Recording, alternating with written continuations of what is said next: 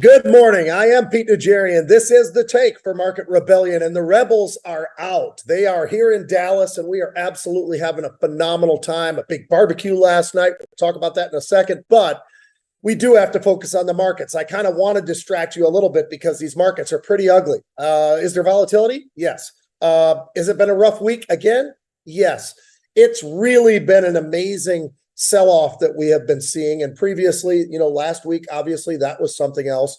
This week, we're looking at the Fed and some of those numbers and the discussion from Chair Powell. It didn't turn out too pretty, but yesterday, down about 100 points, down about 150 points on the NASDAQ. And so not the worst days that we have seen, but today is starting to catch up to that sort of a level. Before we get there, crude was trading right around where it has been, about 83. Nat gas continues that pullback, trading right around $7 or so, but it's that 2-year and the 10-year, and we talk about rates all the time. We talk about it on the Macro Minute on the Rebels Edge. You look at the 2-year over 4 at about a 4.1 last night, and then you look over at the 10-year, somewhere north of about 3.7. That gives you a little bit of an idea. The run and the acceleration, it feels like lately, where every day they've just been adding a little bit more and a little bit more.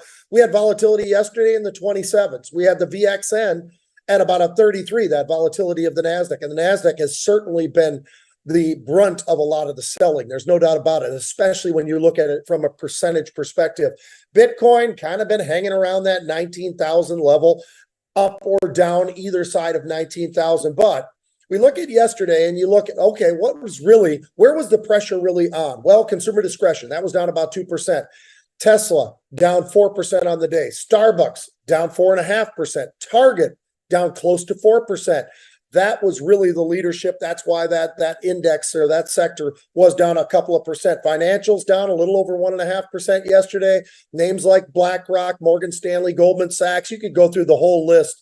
They were all down, not getting hammered, but certainly getting hit to the downside. Industrials, names like Cat and DuPont and Deere, those kind of names, down about 1.5% or so. You look over at technology, only about a 1% slip there, really. It's names like CrowdStrike and Palantir and Palo Alto, much more so than some of those really big names that we oftentimes talk about. And then, of course, there was some positives yesterday. Look at healthcare. That was amazing. In the midst of a lot of this heavy-duty selling that we have been seeing, you've got Merck up 3.5%. You have Pfizer. You have Bristol Myers. Lilly was up about 5% yesterday as well. So it gives you that sense, and that was the one area that did stay in the green. It was up about 0.5% yesterday. I'm actually surprised it wasn't even up a little bit more than that. So there were some positives and obviously a lot of negatives yesterday, but it was United Health, it was Microsoft, IBM, some of those kind of names to the upside in green, in that green territory. But the negatives, well, Caesars, Wynn, MGM, those names continue to get beat up a little bit more and a little bit more. Airbnb, I throw into that. The semiconductors, one step forward, 2 or 3 steps back. That was the story of the day, getting absolutely slammed yesterday. Names like AMD, you look over at NVIDIA, all getting hit to the downside. And then, of course, we talked about some of those industrial type names. How about a name like Boeing getting hit? And we talk about the financials. Well, how about American Express getting hit? That gives you a pretty good rundown of what yesterday really was consumed with. But the markets early on, well, it was mimicking a lot of what we saw last week and going into parts of this week as well. A really rough ride. We started off the day down about 300 points in the pre-market, down about 140 on the NASDAQ. Did it get a little bit better? No, it got worse, unfortunately. Down somewhere between, call it 400 points, 440 points to the downside for the Dow. And you look over at the NASDAQ, anywhere between 190 and call it 230, 240 points to the downside. And why is that? Look at the 2-year, look at the 10-year. We try to emphasize these type of things a lot for folks, but you look at the 2-year at a 4.2 and you look at the 10-year pushing at that 3.7, 3.75, getting closer and closer, not that far distant anymore from 4. You look at the volatility index, which was about a 28 early on, got up and above 29. I'm surprised it's not over 30, but if we continue to see the selling, if we don't see any kind of a reversal off of that, I would expect to see that volatility, even though it's a Friday, at least early on, I'd expect to see us somewhere close to 30. Then I look over at crude. Well, 80, 81, slipped a little bit. It didn't even hold on to that. Actually, last I looked, not too terribly long ago, I see that the price of crude was a little bit closer to 78. So it gives you a little bit of an idea of just the harsh and brutal selling in different parts of the market. That definitely stood out for me. Influencing the markets, what really is sort of dictating things in the markets? I would say rates, number one. Number two, some of these announcements from some of these major companies, like a FedEx, certainly that bleed continues. Then obviously there's that focus on the political side or the war type side with names like Putin and the fact that he's actually even considering nuclear threats. That's something I think that obviously would weigh on markets as well. So you've got that big mix, and that's why we've got the markets that we've got right now. Energy down 6% early on. It's gotten a little bit better, but not a whole heck of a lot better.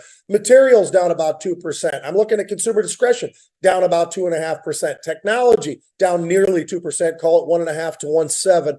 Then I look over at financials down about 1.5% or so. Some of the big movers, J&J, Merck, that healthcare world still seems to be a spot where people are finding a little bit of comfort, maybe as the way I'd say it. Chevron, not so much, getting absolutely smacked. Boeing getting hit.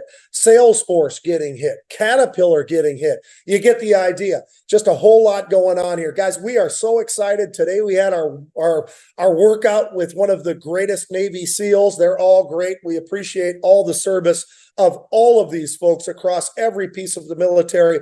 And we had a lot of representation there yesterday. We have the Rally of Valor. That's the group of folks that we are very tied in with, as well as the SEALs Foundation, all of that. We were working out with the Navy SEAL this morning. You want to talk about discipline? You want to figure out how to get something done? Meet these guys. Definitely shake their hands and appreciate all of what they've done for the United States and all of us, but they're just magnificent. And we love this state of Texas down here. And I'll tell you what, Dallas Motor Speedway, we had Tommy Joe Martins on the panel. I was with him yesterday talking exactly about that. Jake, former Navy SEAL, I'm not going to go any further than that.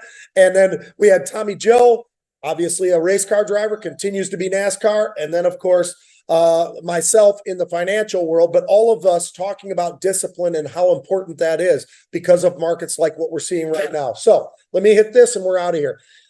EWG, Germany, the ETF, trading a little bit above 20, just right around 20. 30,000 of the November 18 puts being bought today for 42 cents. They were selling what was a winning trade, which was the October 22 puts. They sold those, but still want to be in the trade, looking for Germany to get that much more of a hit to the downside, something at least, if nothing else, to keep track of as we're all trying to navigate through these markets. Folks, have a great day of trading. Really appreciate you. And I'll tell you what, please, always make sure that you understand how much of a sacrifice that we have from so many wonderful people, and make sure that you shake a hand. Maybe you throw a few dollars in, whatever you can do, because I'll tell you what, they're the reason why we are the land of freedom.